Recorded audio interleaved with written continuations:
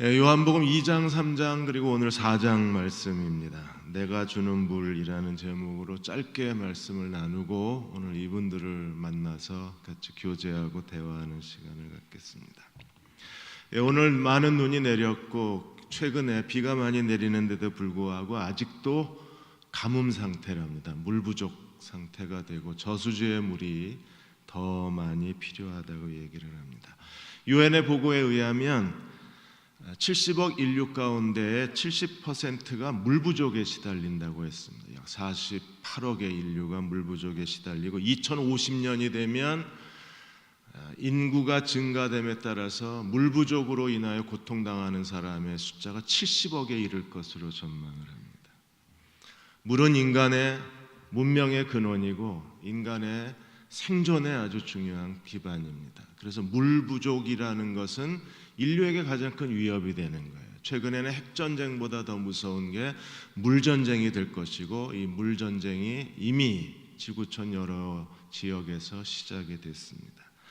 여러분이 잘 아시는 것처럼 인류의 문명도 전부 이 큰 강 유역에서 시작이 됐습니다. 이집트의 나일강, 우리가 중학교 다닐 때 다 외웠던 거죠. 메소포타미아의 티그리스강, 유프레티스강도 문명의 시작이었습니다. 인도 북부의 인더스강, 겐지스강에서 인도 문명이 시작이 되고 중국의 황하 유역에서 중국 문명이 시작이 됩니다. 이러한 강의 유역에 따라서 문명이 발달하고 교통이 발달하고 그리고 민족이 이동하고 전쟁과 정복의 역사가 일어났습니다. 이러한 강의 유형을 우리가 오리엔탈 문화권이라고 이렇게 얘기를 합니다. 오늘 예수님이 사마리아 여자를 만나셔서 대화를 나누시는데 이 물에 대한 얘기를 하세요. 예수님과 사마리아 여자의 대화, 이게 그 장면 자체가 이미 충격적입니다. 왜냐하면 유대인에게 사마리아 사람은 도저히 가까이 할 수 없는 사람이었어요. 사마리아는 BC 722년에 이스라엘이 아시리아에게 정복을 당하면서 아시리아하고 혼합한, 그래서 혈통을 잃어버린 사람들이 사마리아 사람들입니다. 그러니까 유대인들은 사마리아 사람들을 극도로 경계하고 업신여기고 사마리아 사람들을 인정하지 않았어요. 유대인들의 하는 가장 심한 욕이 저 사마리아 같은 사람, 이게 제일 심한 욕일 정도로 유대인은 사마리아 사람하고 상종을 하지 않았습니다. 그런데 예수님이 남자가, 그것도 여자를, 유대인이 사마리아 여자를, 두 분의 나누는 대화, 예수님과 사마리아 여자가 나누는 대화가 어떤 대화였나요? 그 시간이 저녁 6시쯤 됐을 걸로 추정을 합니다. 유대인 시간이면 낮 12시고 로마식 시간이면 저녁 12시입니다. 저녁 6시입니다. 제자들은 먹을 걸 사러 간 상황에서 예수님이 야곱의 우물가에 물을 길러 나온 이 사마리아 여자하고 대화를 하시는 거예요. 사마리아를 통과해야 합니다. 왜냐하면 예루살렘에서 갈릴리로 가고 갈릴리에서 예루살렘으로 갈 때 사마리아를 통과하면 3일이 걸리지만 사마리아를 비켜가면 일주일이 걸립니다. 근데 예수님은 의도적으로 이 사마리아를 통과하시면서 야곱의 우물에 머물고 계시다가 사마리아 여자를 만나신 거예요. 7절에 보시면 사마리아 여자 하나가 물 길러 나왔을 때 예수님이 그 여인에게 물을 좀 달라. 그러자 여자가 놀랍니다. 당신은 유대인인데 어찌하여 사마리아 여자인 나에게 물을 달라고 요청을 하느냐. 그러자 예수님이 대답을 하시는 겁니다. 네가 만일 하나님의 선물과 또 네게 물을 달라고 한 내가 누구인지 네가 알았으면 네가 그에게 물을 달라고 그랬을 것이고 그는 너에게 생수를 주었을 것이다. 예수님이 먼저 물을 달라고 그랬습니다. 청하는 자였었어요. 사마리아 여자가 왜 나한테 물을 달라고 얘기하냐고 하니까 예수님이 다시 물을 주는 자로 바뀝니다. 내가 누구고 하나님의 선물이 무엇인 줄 알았으면 네가 나에게 구했을 것이다. 나는 너에게 생수를 주었을 것이다. 예수님은 어떤 분이십니까? 우리가 믿는 예수님은 어떤 분이신가요? 생수를 주시는 분이십니다. 우리가 그리스도를 믿고 그리스도가 우리에게 주시는 하나님의 가장 큰 선물은 영원히 목마르지 아니하는 생수의 물입니다. 인간에게 많은 목마름이 있습니다. 자기의 죄의 문제, 그리고 해결되지 못한 인생의 목적, 나는 살아있어야 할 의미가 있나, 자기 인생의 가치의 문제, 그리고 나는 이 땅에서 무엇을 하고 살아야 되나, 자기의 스스로의 능력에 대한 문제, 끊임없는 목마름이 우리 안에 있습니다. 이런 목마름에 대한 해답을 가지고 계신 분이 예수님이십니다. 그래서 나는 너희가 원하는 살아있는 물을 내게 줄 수 있다고 말씀을 하시는 거예요. 이사야 55장 1절에도 이렇게 말했습니다. 오라 너희 모든 목마른 자들아 물로 나아오라. 돈 없는 자도 오라. 너희는 와서 사 먹되 돈 없이 값없이 와서 포도주와 젖을 사라. 목마른 자들아 다 내게로 오라.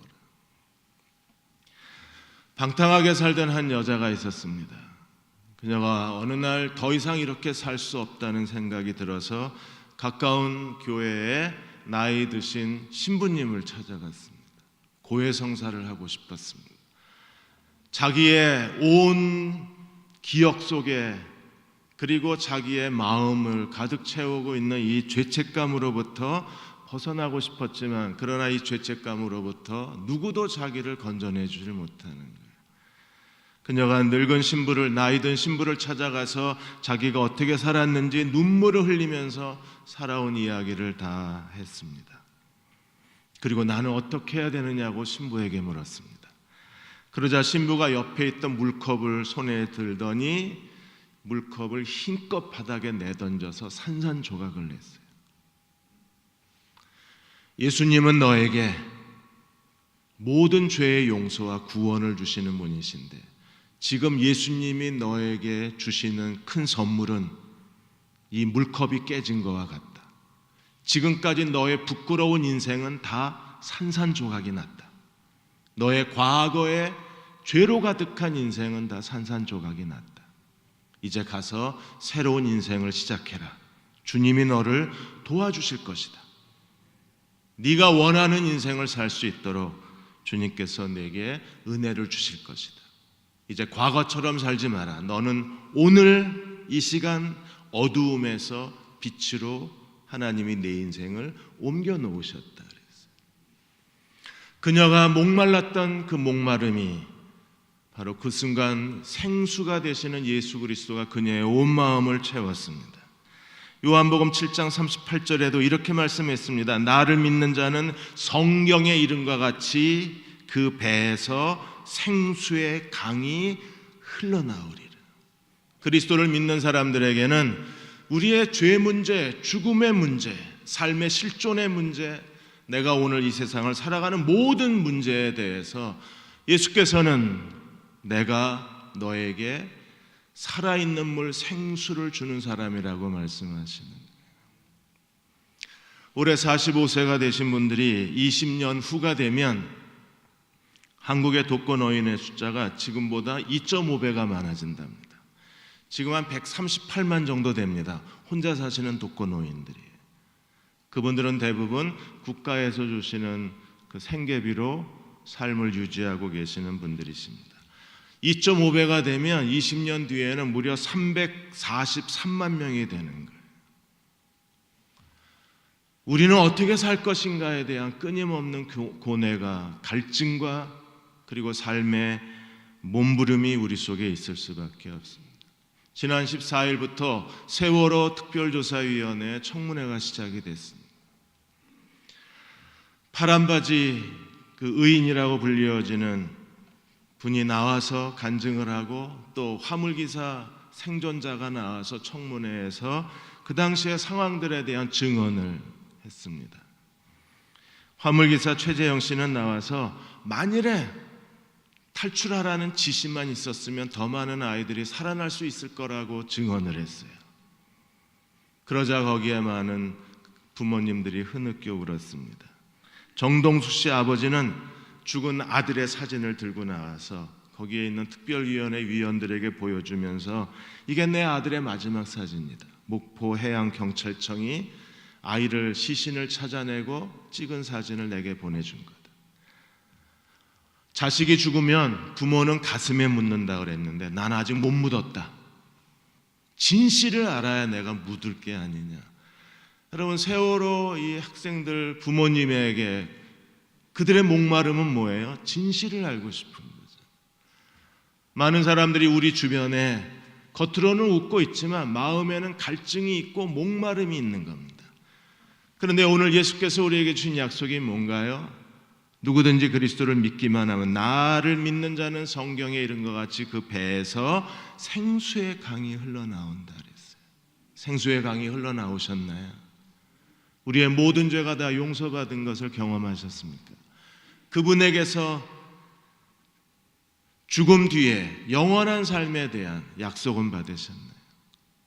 그리고 오늘 내가 이 땅에 살아가는 동안에 내가 무엇을 위해서 살아야 하는지 인생의 목적은 찾으셨나요? 우리는 예수께 두 가지 물에 대한 얘기를 듣습니다. 목마른 물이 있고 목마르지 않는 물이 있다고 말씀을 하셨어요. 그래서 13절에 이 물을 먹는 자마다 다시 목마르려니. 근데 14절에 또 다른 물이 있습니다. 어떤 물이 있나요? 내가 주는 물을 마시는 자는 영원히 목마르지 아니하리니. 어떻게요? 내가 주는 물은 그 속에서 영생하도록 솟아나는 샘물이 되리라.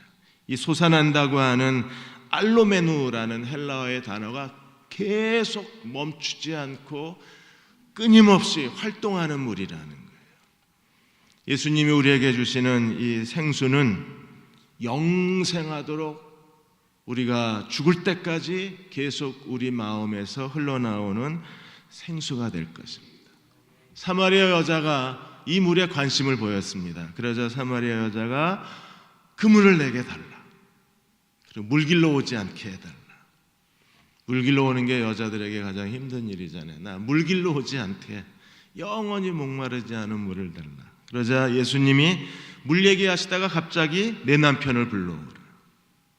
남편 얘기로 옮겨갑니다. 그러자 여자가 뭐라 그랬습니까? 나는 남편이 없다. 그 여인의 대답에 따라서 예수님이 뭐라고 하셨어요? 18절에 너에게 남편 5이 있었고 지금 있는 자도 내 남편이 아니니 내 말이 맞다. 남편이 5이나 있었다. 지금 있는 남편도 내 남편이 아니다. 이 여자는 남편이 몇이에요? 6명. 아마 성경에서 가장 많은 남편을 둔 여자일 겁니다. 그래서 어떤 분들은 이 여자 방탕하다, 이 여자 쾌락을 쫓는 여자다. 아닙니다. 유대 사회에서는 목이 말라요. 유대 사회에서는 여자가 이혼을 못합니다. 남자가 이혼을 해요. 이스라엘 사회에서 지금 아랍에서도 남자가 3번만 얘기하면 나 너랑 이혼할 거야, 아니면 집 나가, 싫어, 나가, 남자가 3번만 말하면 자동 이혼이 성립이 돼요. 지금도 이스라엘 사회에서도 율법이 말하고 있는 간음 외에 그냥 남자가 마음에 안 들면 언제든지 여자를 내보낼 수 있었어요. 심지어 빵을 만들다가 빵을 태워도 내보낼 수 있어요. 어느 날 갑자기 아내가 파마를 하고 왔는데 마음에 들지 않는다, 내보낼 수 있어요. 화장을 했는데 화장이 떴다, 그래도 내보낼 수 있어요. 이게 유대 사회의 여자입니다. 그러니까 이 여자는요, 자기가 육체적 쾌락주의 때문에 이혼한 여자가 아니에요. 어떤 여자예요? 계속 남자들에게 버림받은 여자. 영원하도록 솟아나는 생수를 달라고 요청을 했는데 왜 갑자기 남편을 데려오라고 그랬을까요? 주님이 뭘 얘기하시는 거예요? 영원한 생명, 생수가 우리에게 뭘 의미하는가를 예수께서 사마리아 여자에게 가르쳐 주신 거예요. 주님은 오늘도 우리를 초대하시는 겁니다. 우리의 삶에 병든 것, 지친 것, 우리 삶에 우리를 버림받게 만드는 모든 것, 무능하게 만드는 모든 것에 대해서 주님은 오늘도 우리에게 말씀하시는 거예요. 내 남편을 불러오라고. 그걸 예수께 가져가기만 하면 예수께서는 우리의 버림받게 만든, 삶을 무능하게 만든, 삶을 지치게 만든, 지금도 힘겹게 무거운 짐을 지고 한 걸음 한 걸음 살아가야 하는 많은 사람들을 주님은 초대하고 계신 거예요. 마틴 로이드 존스가 말한 것처럼 십자가는 버려진 인생에 대한 초청장이라고 했습니다. 실패한 인간, 세상 풍파에 시달려서 지치고 피곤한 사람들, 찢길 대로 찢겨진 인생들, 그리고 아무리 바르게 살려고 애를 써도 바르게 살 수 없는 사람들을 주님은 오늘도 초대하고 계신다고 했어요. 그 초대장이 내 남편을 데려오라는 겁니다. 그녀의 인생에 가장 무거운 게 자기 남편이었을 거예요. 나를 버린 남자들. 그녀의 인생을 다 짓밟아 버린 사람들이 내 남편이었을 거예요. 그녀의 인생의 모든 행복을 빼앗아간 그녀의 가장 무서운 인생의 가장 커다란 마음에 원하는 마음의 증오심은 내 남편이었을 거예요. 예수께서 그녀에게 내 남편을 불러오라고 했을 때 그녀에게 무엇이 필요한가를 아는 겁니다. 오늘 이 모든 어려움을 극복해내고 이 삶의 비참함을 극복해내고 내 인생의 무능을 극복하고 내 인생의 좌절을 극복하고 다시 일어설 수 있는 그리스도가 주시는 생수의 힘은 어떤 게 있을까요? 정말 예수님이 생수통을 들고 와서 우리에게 부어주실까요? 주님은 생수통을 들고 와서 우리에게 부어주진 않으실 거예요. 그럼 주님이 주고 싶어 하시는 생수는 과연 뭘까요? 그건 우리 마음속에 잃어버리고 사는 삶의 기쁨입니다. 기쁨을 잃어버렸어요. 그럼 기쁨을 잃어버린 사람들은 삶의 모든 의욕이 없는 겁니다. 이렇게 오늘 혜정자매, 오늘 아침에 선희자매, 용진형제처럼 목숨을 걸고 남한까지 탈출해 와서 자유를 얻었는데 그 마음에 자유에 대한 기쁨을 잃어버리면 내가 왜 여기에 왔나? 내가 뭐 때문에 가족을 다 버리고 여기에 와서 이 고통스러운 삶을 살아가야 되나? 스스로 자기 인생의 비참함 속으로 걸어 들어갈 수밖에 없는 거예요. 아무리 힘들고 어려워도 마음속에 하나님이 주시는 기쁨이 넘치는 사람들은 그 모든 것을 이겨내고 자기가 해야 될 일에 자기의 전부를 쏟아놓을 수 있을 것입니다. 조지 버나드 쇼우가 이런 말을 했습니다. 인간에게 진정한 기쁨이 뭐냐? 자기 전부를 쏟아놓고 자기가 그것을 위해서 죽을 수 있는 어떤 목표, 삶의 목표를 향해서 자기의 전부를, 자기 가진 모든 힘을 소진하는 것, 그거보다 더 큰 기쁨은 없다 그랬어요. 이러한 인생의 목적을 주시는 분이 누구십니까? 그리스도가 우리의 인생의 목적이 되어 주실 수 있어요. 그분은 내가 어떤 사람인가를 알고 그리고 무엇을 해야 될지를 너무나 잘 알고 계신 분이십니다.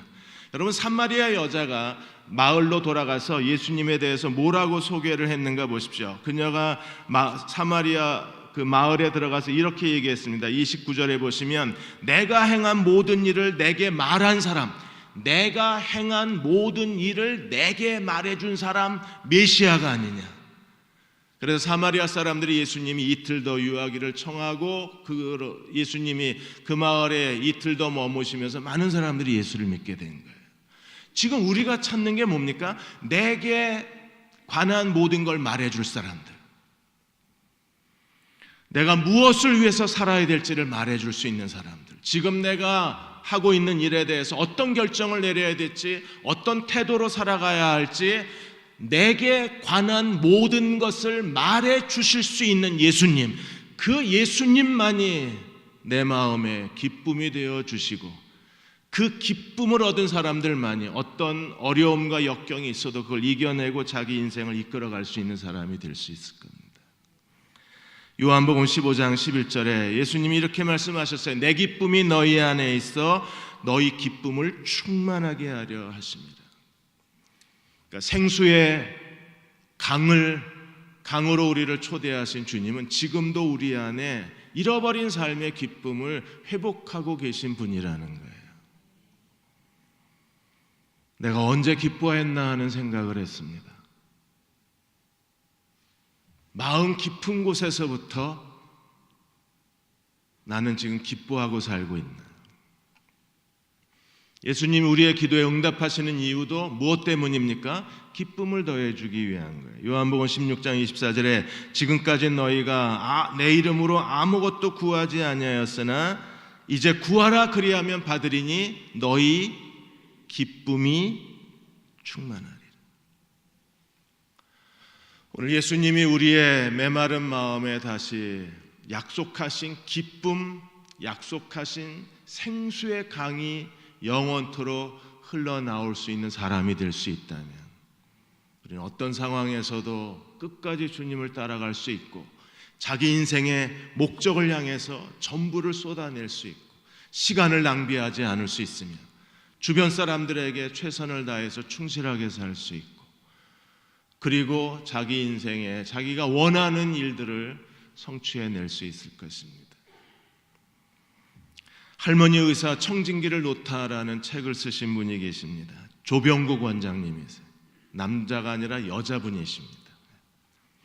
이분이 서울 시립아동병원의 아동의사로 계시다가 홀트 아동복지 부속위원회 원장으로 근무하셨는데 이분을 통해서 돌본 입양아가 6만 명입니다. 이분이 홀트 아동복지에 있어서 6만 입양아의 의사요 엄마로 사셨어요. 그리고 50년간 자기가 이 홀트 아동에 대해서 어떻게 이 아이들을 치료하고 거기서 만난 아이들의 이야기, 50년간 의사로서의 진료 이야기를 책으로 쓴 게 할머니 의사 청진기를 놓다라는 책입니다.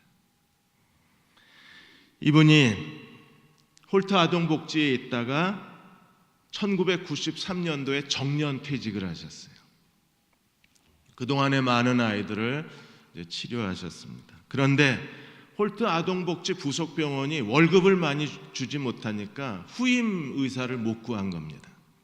그래서 다시 들어가서 거기서 홀트 아동복지 부속병원 전 원장이라는 직함을 가지고 아이들을 치료하신 거예요. 원장을 못 구하니까. 그리고 2008년까지 하셨습니다. 2008년에 가서 건강이 너무 좋지 않아서 이제 완전 퇴임을 하셨습니다. 그런데 다시 들어가셨어요. 이번에는 아예 홀트 아동복지 시설로 들어가셔서 나 여기서 죽겠다고. 그래서 아이들을 거기서 돌보면서 이제 스페어 타이어처럼 때로는 의사, 때로는 간호사, 때로는 보모, 때로는 상담가 이런 역할을 하시면서 아이들과 함께 남은 생애를 보내고 싶다고 하셨어요. 그러니까 이 할머니 의사는 조병국 원장님은 평생을 이 버려진 아이들, 입양 아이들을 위해서 평생을 바치신 거예요. 적은 월급을 받으면서 그 부족한 의료 시설 속에서 입양 아들을 위해서 사셨습니다. 이게 어떻게 가능할까요? 마음속에 기쁨이 있기 때문이에요. 기쁨이 있으면 지금 내가 만족할 수 있어요. 기쁨이 넘치면 지금 남편도 아내도 얼마든지 내 행복이 될 수가 있고, 기쁨이 넘치면 지금의 삶에 대해서도 얼마든지 내가 만족할 수 있습니다. 그런 사람들에게 계속해서 생수의 강이 흘러넘치게 될 때 하나님은 우리에게 더 큰 행복의 자리로 우리를 데려가 주실 수 있을 것입니다. 오늘 우리가 믿는 예수님은 그분이십니다. 생수의 강을 흘러넘치게 하시는 것. 오늘 우리가 믿는 예수님은 우리에게 기쁨을 충만케 하시는 분이십니다. 오늘 처음 오신 분들이 우리가 믿고 우리가 받은 하나님의 선물을 여러분도 받으셔서 이 땅에 사시는 동안에 기쁨이 넘치는 자신만의 인생을 살아가시기를 주의 이름으로 축원합니다. 이 시간 우리 잠시만 함께 기도하는 시간 갖겠습니다.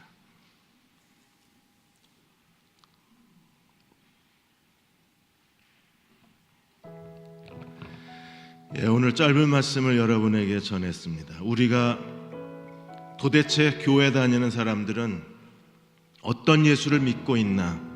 우리가 믿고 있는 예수님을 여러분들에게 잠시 소개를 드렸습니다. 이제 내려가셔서 상담하실 때 예수님에 대해서 더 알고 싶거나 또 신앙에 대해서 궁금하신 게 있으시면 내려가셔서 같이 앉아 계신 상담위원들과 상담을 해주셨으면 합니다. 우리는 하루하루 사는 게 너무나 지치고 힘이 듭니다. 언제까지 이렇게 이 무의미한 일들을 반복해야 되나, 그런 좌절감이 우리 안에 있기도 합니다. 이렇게 살려고 태어난 건가, 아예 존재적으로 자기 자신을 부정하고 싶기도 합니다. 이렇게 살아서 내가 도대체 인생에서 뭘 얻으려고 하는 건가?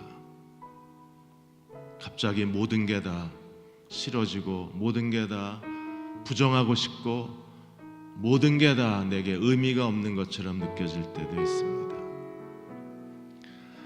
이 모든 삶의 외로움과 허무감 속에서 우리에게 진정한 인생의 가치를 느끼게 해주실 수 있는 분은 주님이십니다. 오늘 이미 예수를 믿고 구원받은 여러분도 시간이 지나다 보면 어느 사이에 내 마음에 기쁨은 사라져버리고 더 이상 생수의 강은 흐르지 않고 이스라엘 백성들처럼 목마름에 시달립니다. 다시 한번 반석을 쳐서 생수의 강이 흐르게 해달라고 우리는 기도해야 합니다. 그리고 오늘 오신 분들에게도 주님이 이분들의 영원히 목마르지 아니하는 생수의 강이 되어 주옵소서. 그리스도 안에서 참된 삶의 의미를 찾게 하여 주옵소서. 우리 자신을 위해서, 오늘 오신 10분들을 위해서, 오늘 회복으로의 초대에 참석하신 모든 분들을 위해서, 39분들을 위해서 하나님, 그분들이 그리스도를 통해서 참된 하나님의 은혜를 발견하게 하여 주시고 주님 안에서 자기 인생의 가치를 찾게 하여 주옵소서. 우리 잠시만 기도하고 이제 마치겠습니다. 기도하겠습니다. 하나님, 그렇게 하나님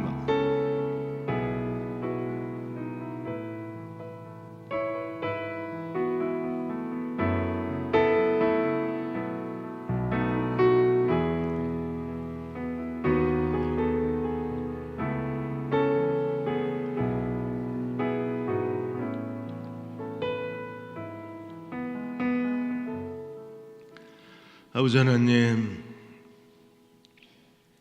사는 게 참 힘들 때가 많이 있습니다.